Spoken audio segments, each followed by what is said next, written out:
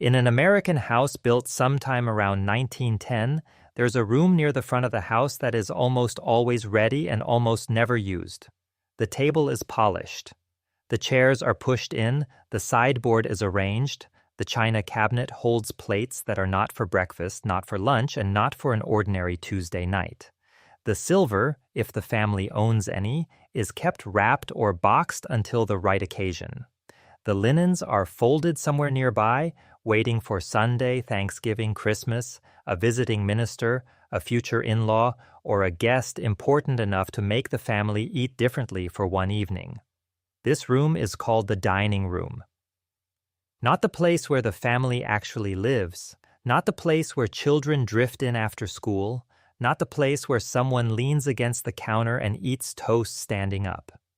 The formal dining room is a room built for the version of the family that the household wants other people to see. For much of the late 19th and early 20th century, middle-class Americans built this room into their homes as proof of order, gentility, and self-control. Then, over the 20th century, they slowly stopped needing it. The kitchen grew warmer, the family room grew louder, the television arrived, the open plan took down the walls, and the room that once staged family respectability became an office, a playroom, a storage space, or the first wall knocked out in a renovation. America did not abandon the dining room because it stopped eating. It abandoned the dining room because it stopped wanting dinner to be a performance. The formal dining room was a status machine built out of restraint, labor, and aspiration. It became common in American middle-class homes from the late 19th century into the mid-20th century, then steadily lost ground to the eat-in kitchen, the family room, and the open-plan great room. The first thing to understand about the formal dining room is that it was not simply a room with a table in it. A kitchen can have a table, a farmhouse can have a table, a boarding house can have a table, a lunch counter can have a table. The formal dining room was something more specific. It was a separate, dedicated room for meals that were supposed to mean something: Sundays, holidays, guests, courtship visits, family rituals, religious observances, and dinners where the household wanted to appear composed. It held the good china, the better chairs, the sideboard, the table linens, the serving pieces, and the idea that eating could become a controlled domestic ceremony. Walk through a middle-class American house in the 1890s or the first decades of the 20th century, and the dining room often appears in a very deliberate position. It is not buried in the service end of the house, and it is not fully exposed like the front parlor. It sits between worlds. The kitchen is behind it, full of heat, water, fuel, dishes, grease, steam, and labor. The parlor or front hall is ahead of it, closer to the public face of the house. The dining room belongs between them because it is where work becomes presentation. Food leaves the kitchen as labor. It enters the dining room as respectability. That wall between kitchen and dining room was not accidental. It protected the performance. The guest at the table was not supposed to see the dishpan, the stove, the sweating cook, the stacked plates, the burned pan, the child underfoot, or the hurried arithmetic of getting food to the table hot and on time. The dining room transformed all of that into order. It said that the household had enough space to separate cooking from eating, enough furniture to set a proper table, enough time to observe manners, enough goods to display, enough discipline to make ordinary hunger look civilized. This is why the dining room became so powerful in the Victorian and early 20th century middle-class imagination. The 19th century home was not only a shelter, it was a moral stage. Advice books, domestic manuals, architectural pattern books, furniture catalogs, and social customs all helped teach families that rooms expressed character. A disorderly home suggested a disorderly household. A proper room suggested a proper life. The dining room especially could make an aspirational family feel that it had entered the world of gentility, even if the rest of the house was modest and the money behind the table was tighter than the guests were meant to know. The room did not have to be grand to do this. In a wealthy house, a dining room might be large, paneled, and served by domestic workers through a butler's pantry. In a middle-class Victorian house, it might have wallpaper, wood trim, a sideboard, a central light, and a table large enough for company. In an early 20th century bungalow, it could be compact, efficient, and fitted with a built-in buffet or china cabinet, turning a smaller room into a carefully designed place for display. The scale changed. The message remained. The family could afford not to live entirely in the kitchen. That message mattered because the kitchen carried a different social meaning. The kitchen was the working room. It was where food was prepared, dishes were washed, fuel was handled, and mess was unavoidable. In houses with servants, the kitchen was the domain of hired labor. In houses without servants, it was often the domain of the wife, mother, daughters, or female relatives whose work made the dining room possible. The dining room existed partly to conceal that work. It was the cleaned-up story after the hard part had been done elsewhere. This separation became a sign of class. Not always wealth exactly, but aspiration. A household did not need to be rich to want a dining room. It needed to want the appearance of order. It needed to believe that certain meals should be elevated above the casual. It needed to imagine that the table could train children, impress guests, and prove the family knew how respectable people behaved. A small dining room with a modest sideboard could do this work for a family that would never own a mansion. It allowed them to borrow, in reduced form, the rituals of people above them. The room became a lesson in behavior. Children learned not to lean back in the chair, not to grab, not to speak with food in their mouths, not to interrupt company, not to use the wrong fork if the family had more than one, not to treat Sunday dinner like a kitchen snack. The dining room gathered manners into architecture.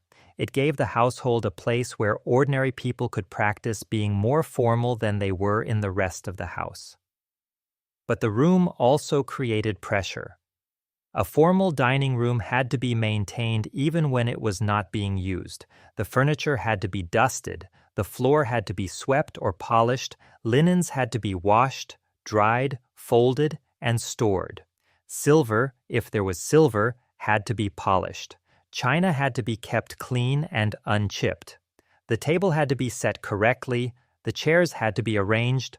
The room had to remain presentable because its purpose was not only to feed people, its purpose was to stand ready. That readiness was expensive. Not always in construction alone, though square footage cost money. The deeper cost was recurring labor. A room used only for Sundays, guests, holidays, and ceremonies still required heat, cleaning, furniture, linens, storage, and attention. It occupied space that might otherwise have served daily life. As long as domestic labor was abundant, underpaid, unpaid, or expected from women as part of their natural role, that arrangement could feel normal. Once household labor became less available, more expensive, and more contested, the dining room's economics changed. This is the hidden story behind the polished table. The room that represented family warmth often depended on hierarchy.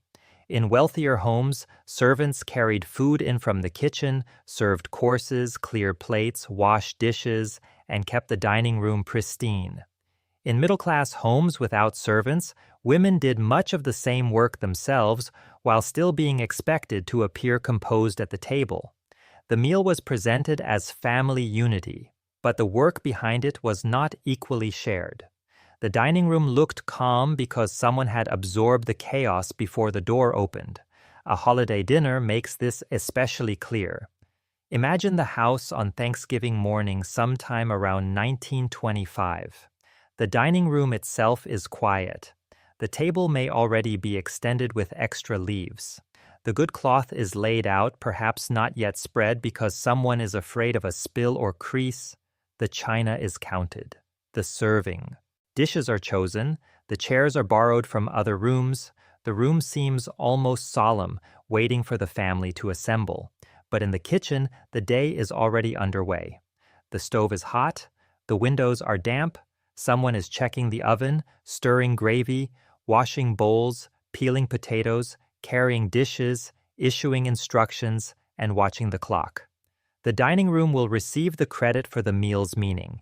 The kitchen will do the work. This was not hypocrisy in the simple sense. Many families genuinely treasured the ritual. The formal dining room could make ordinary life feel ceremonious, even if only for a few hours. It could hold family memory. The same table might gather children, grandparents, cousins, neighbors, ministers, suitors, in-laws, and returning sons. Good china might appear only a few times a year, but those few times mattered. People remember the room because the room framed occasions that were meant to be remembered. The problem was that ceremony is not daily life. Daily life is toast, coffee, children late for school, someone eating standing up, someone reading the paper, someone reheating leftovers, someone carrying a plate to the kitchen table, someone too tired to set another room. The dining room could stage the family at its best, but the household spent most of its time elsewhere. This gap between the ceremonial family and the actual family became wider as the 20th century progressed. The first major challenge came from efficiency. In the early 20th century, reformers, architects, household scientists, and progressive-era domestic thinkers began to look at the house less as a sequence of moral rooms and more as a system of labor. They measured steps, they studied kitchens, they thought about plumbing, storage, circulation, ventilation, and wasted movement.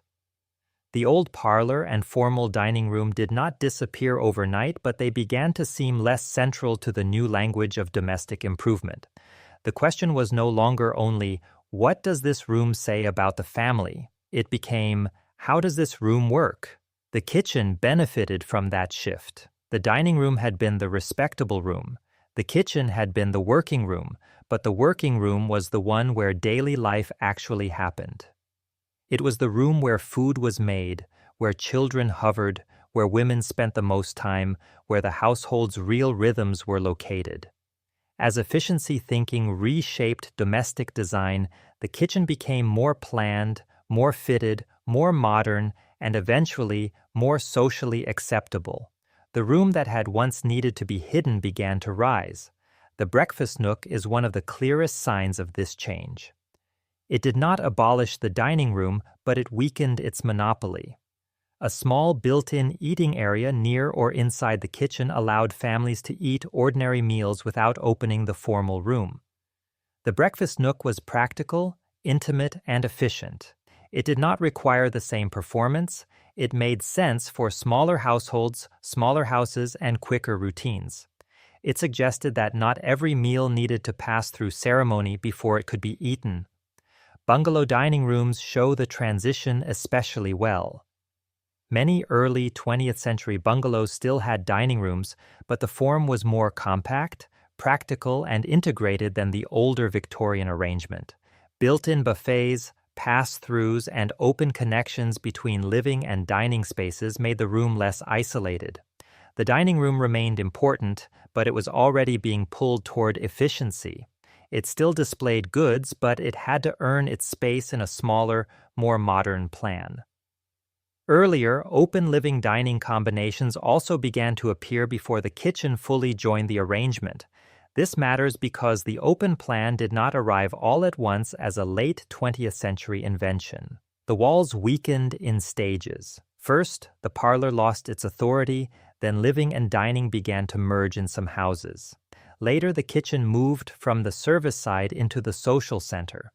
The long story is not simply that someone knocked down a wall, it is that American domestic life gradually shifted from specialized rooms to flexible zones. The post-war years accelerated that shift. After World War II, millions of Americans moved into new houses on smaller lots. With new expectations about comfort, privacy, family life, and convenience. Builders had to produce homes quickly and affordably. Square footage had to justify itself. Formality became harder to defend when the family room, kitchen table, television, and backyard were doing more of the work of daily life. A room used only a few hours a week began to look like a luxury and sometimes like a mistake. Television changed the household's center of gravity. It did not kill the dining room alone, but it helped reorganize time. The evening no longer needed to be structured around the table in the same way. Families gathered around the screen. Meals became quicker, looser, and sometimes portable. The living room or family room became the place where bodies collected. The dining room still had Thanksgiving, Christmas, Easter, Sunday dinner in some households, and the occasional guest. But the ordinary evening moved elsewhere. The family room was especially damaging because it offered what the dining room did not: permission to relax. The dining room prescribed behavior. The family room absorbed behavior. It accepted toys, television, magazines, snacks, arguments, laundry, homework, and the ordinary disorder of people living together. It did not ask the family to rise to the occasion. It allowed the occasion to fall to the level of the family. That was its advantage. The open-plan great room then completed the reversal. In the old house, the kitchen was separated from dining because cooking was work and dining was presentation. In the open-plan house, the kitchen became part of the presentation. The island replaced the sideboard, the bar stool replaced the formal chair, the pendant lights over the counter replaced the chandelier over the separate table. Guests no longer had to be protected from the sight of cooking. Cooking itself became social, visible, and sometimes performative. The kitchen did not disappear behind the dining room anymore. The kitchen swallowed the dining room status. This is one of the great reversals in American domestic architecture. The room once associated with heat, labor, grease, and service became the most expensive, most photographed, most renovated, most socially important room in the house. The dining room, once the room that proved the family could separate itself from work, became the room that proved the house was old-fashioned enough to have extra space. The hierarchy flipped. The kitchen became the stage. The dining room became the side room. Changing gender roles made this shift even stronger.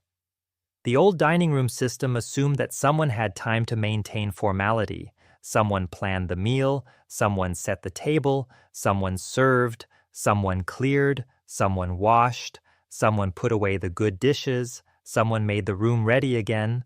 As more women worked outside the home, as families became smaller, as domestic service declined, and as daily schedules became more compressed, the ritual became harder to sustain. The formal dining room belonged to a world where mealtime labor could be hidden. Modern life made that hiding less practical and, for many households, less desirable. The room's decline was not only about women working outside the home, it was also about changing ideas of family intimacy. The older dining room asked family members to gather under rules. The kitchen table allowed them to gather under less pressure. The island allowed them to gather while doing other things. The family room allowed them to gather without sitting upright. Modern families often wanted togetherness, but not necessarily ceremony. They wanted closeness without the tablecloth. By the late 20th century, this change had become visible in the floor plan itself. In older houses, homeowners began opening dining rooms into kitchens or living rooms. Walls came down, doorways widened. Formal rooms were converted into offices, playrooms, dens, libraries, homework zones, or storage spaces. In new houses, especially at the more modest end of the market, a separate dining room could disappear entirely or become a flexible dining area near the kitchen. The table survived. The room did not. The irony is that even as formal dining rooms lost practical importance, they retained emotional power. Real estate listings still praise them as original. Details, historic charm, gracious entertaining space, or a sign of character. In larger suburban houses and high-end custom builds, the dining room can survive as an optional luxury. In older homes, buyers may admire it even if they do not know what to do with it. A dining room says that a house has more space than strictly necessary. That has become its modern status meaning. Once it said, "We know how to live properly." Now it often says, "We have room to spare." But in many homes, the room is no longer used as intended. It becomes the room with the laptop, the room with the unopened mail, the room with the school projects, the room with the exercise bike, the room with boxes during a move, the room where the family stores things before company comes, unless company is the reason the room has to be cleared. The formal dining room, built to resist everyday clutter, has become in many houses the place where everyday clutter goes to hide. This is not simply failure, it is adaptation. Houses survive by changing uses. A room that once hosted Sunday dinner can become an office because work has entered the home. A room that once displayed china can become a playroom because children need space more often than guests need ceremony. A room that once impressed visitors can become a study, a music room, a craft room, or a place for holiday meals only. The dining room is not always abandoned by being destroyed. Sometimes it is abandoned by being renamed. The darker story is that the formal dining room's old meaning was always unstable. It symbolized family unity, but it often separated the people eating from the people working. It symbolized abundance, but it could strain the budget of families trying to appear more comfortable than they were. It symbolized refinement, but much of its refinement rested on rules about gender, class, service, and proper behavior. It symbolized warmth, but it could be cold most of the week, a room kept ready for a version of life that arrived only occasionally. This does not make the room meaningless, it makes it more interesting. The dining room carried a real longing, the desire to make family life feel dignified, to give meals weight, to protect special objects, to create memory through ritual. Modern life has not eliminated that longing. People still gather for Thanksgiving. They still light candles. They still set tables for weddings, holidays, birthdays, and grief. They still want certain meals to feel different from other meals. What changed is that fewer households are willing or able to reserve an entire room for that difference. The loss, then, is not simply architectural. It is ritual. The formal dining room asked the family to stop, sit, and behave as if the meal mattered. That could be oppressive. It could also be beautiful. Modern eating is more flexible, more casual, more efficient, and often more honest about how families actually live. But it can also be more scattered. One person at the island, one on the sofa, one in front of a screen, one eating later, one not home. The dining room did not guarantee family unity, but it did make a claim on time. It said, "For this hour, sit here." That claim became harder to maintain in a culture built around speed. Work schedules changed, commutes lengthened, children's activities expanded, convenience foods multiplied, kitchens opened, screens spread, the household became less synchronized. The dining room belonged to a rhythm where meals could organize the day. Modern life often treats meals as something fit between other obligations. A room devoted to dining begins to look strange when dining itself is no longer the central event. And yet the room keeps returning in memory. People remember grandparents' dining rooms, dark wood, heavy chairs, a cabinet full of plates no one was allowed to touch, a table that expanded with leaves, a chandelier slightly too formal for the rest of the house, the smell of polish, the sound of adults talking after a meal, children being told to sit still, a sideboard covered with serving dishes, a room that felt important even before anyone explained why. Memory softens the labor. It forgets who washed the dishes. It forgets who ironed the cloth. It forgets who stood up and down from the table.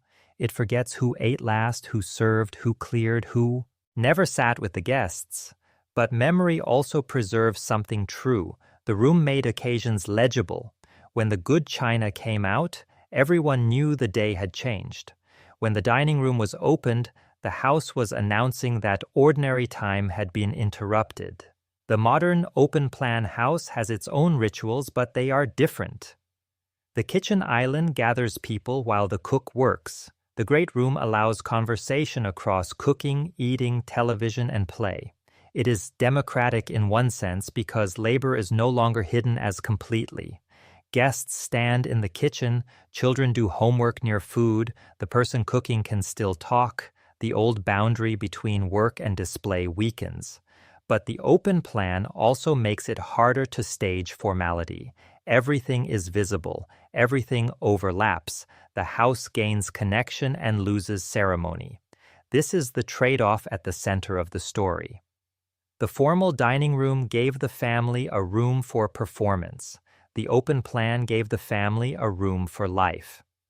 Performance can be false, hierarchical, and exhausting. Life can be messy, efficient, and emotionally honest. But a house made only for life can lose the spaces where people briefly become more careful with one another. A house made only for performance can become a museum of manners no one wants to live inside. That is why the disappearance of the dining room feels different from the disappearance of some other rooms. It was never merely practical. It was a room about the distance between who people were and who they wanted to be. A kitchen says people need to eat. A bedroom says people need to sleep. A bathroom says people need privacy. A formal dining room says people need, or once believed they needed, ceremony. That is why it could survive underuse for so long. It was not just earning its keep by hours occupied, it was earning its keep by what it represented. Eventually, representation was not enough. Square footage became too valuable, domestic labor became too scarce, formality became less desirable, the kitchen became too important, the family room became too comfortable, the open plan became too marketable. A room built to be seen more than used could not remain unquestioned forever. In many houses, the question came during renovation: why is this wall here? Behind that question was a century of domestic change. When the wall came down, more than plaster disappeared. The boundary between cooking and dining disappeared. The boundary between work and display disappeared. The dining room's ability to hide labor disappeared. The house became more open, but also less theatrical. People could see more of how domestic life actually happened. That was liberation for many households. It was also the end of a certain kind of carefully staged family image. The formal dining room survives now in fragments, in older houses where original layouts remain, in large suburban homes where there is enough square footage to keep a ceremonial room, in high-end houses where entertaining still carries social value, in apartments where a defined dining area is treated as a luxury, in families that still use the table every Sunday because the ritual matters, in rooms that have become offices Monday through Friday and dining rooms twice a year, in china cabinets holding inherited objects from a world that expected more of the table than many modern households do. The room has not vanished completely. It has lost authority. That is different. A dining room can still exist, but it no longer tells the household how to live. It waits to be activated. It waits for guests, or holidays, or paperwork, or a buyer who values old plans. It has become optional, and optional rooms are always vulnerable. This is the end of the dining room's old power. Not that people stopped loving beautiful meals, not that families stopped gathering, not that hospitality disappeared. The old power ended when Americans no longer believed a separate room was necessary to prove those things. Dinner could be eaten in the kitchen. Guests could gather around the island. Holidays could happen in an open great room. Children could sit beside adults without entering a special chamber of manners. The performance moved, thinned, or dissolved. But something remains in the silence of an old dining room, / greater than A, sense that ordinary life was once asked, at least occasionally, to become formal. The room may have been underused, it may have been expensive, it may have depended on hidden labor, it may have carried class ambition and gender discipline inside its walls, but it also gave meals a frame, it gave memory a room, it told children that some objects were saved, some days were different, some guests mattered, and some rituals were worth preparing for. America abandoned the formal dining room because modern life made a strong case against it. The room was inefficient, the upkeep was real, the square footage was valuable, the labor was unequal, the formality could feel stiff, false, and burdensome. The kitchen was warmer, the family room was easier, the open plan was more flexible, the house changed because the people inside it changed. The table remained, the ritual weakened, the wall came down, and the room that once turned dinner into a performance became, in many homes, a beautiful question with no daily answer. What is this room for now? For some families, the answer is still dinner. For others, it is work, storage, homework, play, holiday memory, or resale value. But the old answer, that a respectable household needed a separate room where eating could become ceremony, no longer holds the house together. That is the real story of the formal dining room. It was not simply abandoned because Americans became casual. It was abandoned because the room belonged to a whole system of domestic life, separate spheres, hidden labor, good china, Sunday ritual, social display, and the belief that a family could be measured by the way it sat down to eat. When that system weakened, the room lost its reason to stand apart. The formal dining room was a stage set for the family at its most composed. The modern home chose the room where the family was least composed, the kitchen, the island, the great room, the place where people actually were. And perhaps that is the simplest way to say what happened. America did not stop gathering around food. It stopped leaving the room where food was made.